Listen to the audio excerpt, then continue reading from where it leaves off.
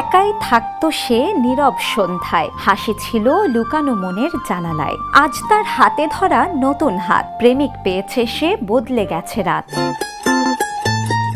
এই লাইনগুলোর সঙ্গে মিলে যায় অভিনেত্রী আজমেরী হক বাঁধনের জীবন। কেননা বহুদিন ধরেই তিনি আছেন সঙ্গীহীন, একাকী একেলা। তবে এবার সেই একাকিত্ব ঘুচেছে অভিনেত্রীর, বদলেছে দিন তার, বদলেছে রাত।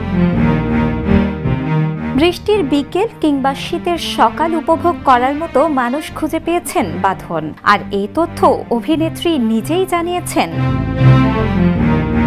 অভিনেত্রীর একা থাকাটা মানতে পারছিল না অনেকেই, তাই এমন খবরে নেটিজেনদের একাংশ এবার জানতে চাচ্ছেন কে সেই ভাগ্যবান পুরুষ যে কিনা পেলেন বাঁধনের হাত।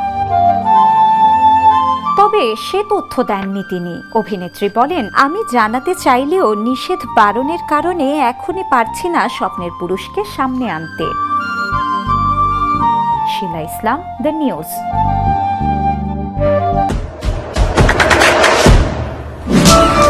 দেশে দেশে সবার সাথে, দ্য নিউজ।